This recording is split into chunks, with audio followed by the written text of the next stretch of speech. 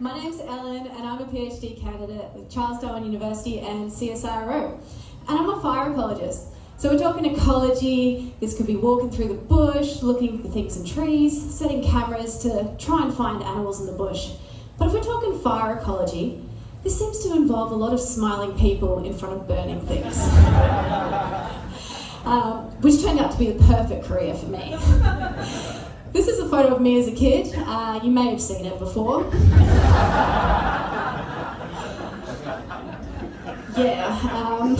My parents made me see some therapists as I was growing up. They didn't really help. Eventually it was something we grew to accept, and I'm managing it well now. We did have to move house a couple times though. That was until my parents figured out a way to divert my fascination with the flammable by signing me up for the local fire brigade. It's a bit hard to have long hair when you've got a fondness for matches. But eventually I grew up and I realised that volunteering for your local fire brigade is not the way to go. So I got a job with government and got paid to light fires instead. It was a pretty good gig, yeah. Eventually they did start getting a little bit suspicious, but this was around the time that I learned that you guys light shit on fire up here all the time. So I had to get in on that action. I did still have to socially justify lighting fires though, so that's how I ended up studying termites, because that's not weird. Yeah. Moving on. Anyway, so termites. If you find these guys in your home, it's probably going to ruin your day. But those are termites in your home. These are termites in their homes, and termites masquerading as people. Yeah.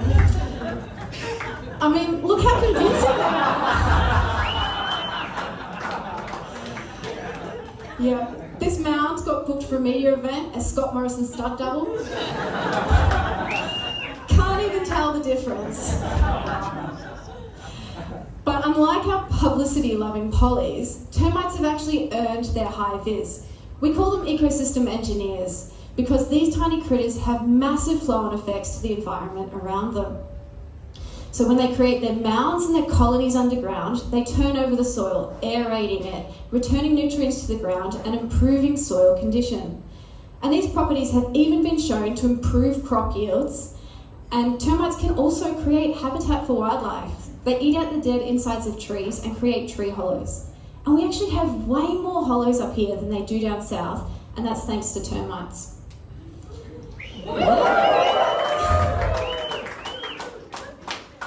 So, the question you've all been waiting for, and I know I've been dying to ask, what about fire? Well, at this time of the year, it seems like half the territory's on fire. I love it. Nothing like the smell of smoke in the air. At this time of the year, a lot of prescribed burning is happening, and it's designed to be low intensity to reduce the risk of severe late dry season fires. So later in the dry season, we haven't had rain for months, the veg is tinder dry, add in a bit of lightning and wind, and we get infernos. For some reason, some people don't like that, but I do. It's also my job to care about what termites think. So while it might seem like good revenge for your damaged house, if our fire management is having negative effects on termites, then this might also reduce those benefits that they're having, so improve soil conditions, crop yields, and habitat for wildlife. So how much is the right amount of fire? Fucking weird question if you ask me. If you'd asked me without doing any of my research, I would have said as much as possible. But I actually had to go and do science to find out, so. To do so, I used a long-term fire experiment based out of the Territory Wildlife Park, about an hour out of Darwin. The experiment's located at the back of the park, and it features 18 1-hectare plots that have been burned over the last 20 years at different frequencies as well as seasons. So we have examples of early dry season fires and late dry season fires. And the frequencies range from no fire at all, so unburned, to increasing fire frequencies. So we have fires every 5 years, 3 years, 2 years, and every year. Or from unhappy Alan to very happy Alan. So what about the termites? Well, to find termites, the best way is to use what they eat. And we all know that termites like to eat wood. So this called for a trip down to my local hardware store.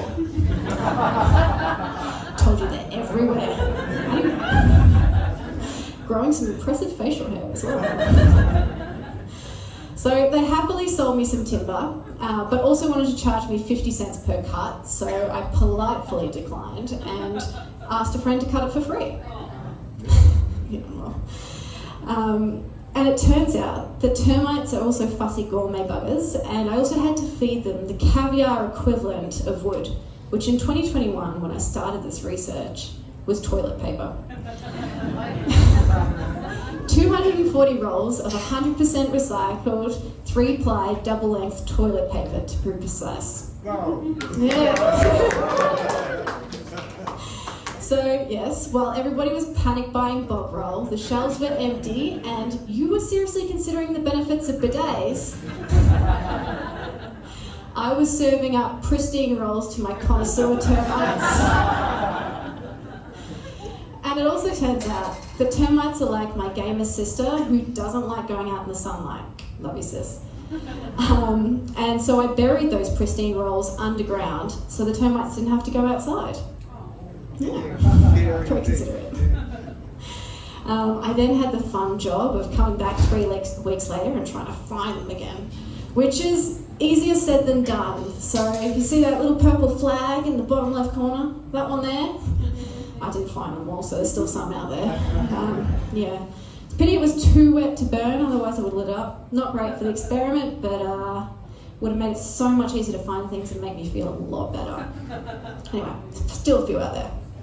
So when I did eventually find them, I could then dig them up, collect any termites that were eating them, and then also see how active they've been, which ranged from not very active at all, so barely even touching the toilet rolls, the ungrateful buggers, that was raw white gold back in 2021. All the way to incredibly appreciative termites and polishing it off in as little as 3 weeks. So, what about fire? Well, it turns out that termites are actually fairly resilient to the immediate effects of fire. They're protected in their hard mounds and their colonies underground, so they don't tend to get killed by fire. Where we do see changes are in the long-term effects of fire through changes in vegetation structure. So when you burn repeatedly over long periods of time, like the 20 years of this experiment, you start to see drastic changes in the structure of vegetation. So if you compare our unburned plot with one of our highest intensity plots, which is a late dry season fire, there's a big difference in the density of trees, shrubs, and grasses. And that's important, because these are the homes for the termites. It's where they live and what they eat. So what did we find? Well, I'll be honest, I was pretty crushed to find that termites aren't actually as enthusiastic about fire as I am. We found that frequent high-intensity fires, like those late dry season fires, were associated with a reduced abundance and activity of termites. But don't worry, it's not all bad news. So that prescribed burning that's happening at the moment, that's designed to reduce the risk of those late dry season fires that termites don't like. So it's not only having benefits for us, reducing the risk of those severe fires, making termites happy, helping them provide those benefits for us, but I get to light more shit on fire. I could have played it better if I tried. So, along with a new understanding of how termites and the environment in general are affected by fire, you probably walk away from today with not entirely unfounded suspicion of fire ecologists. Yeah. And come next pandemic, you'll know to come find your local termite expert. Because we'll hook you up with the best quality bog roll on the market. And yeah, failing that, if you find any of my purple flags out in the bush, you may have just stumbled on the next welcome nugget. Thank you.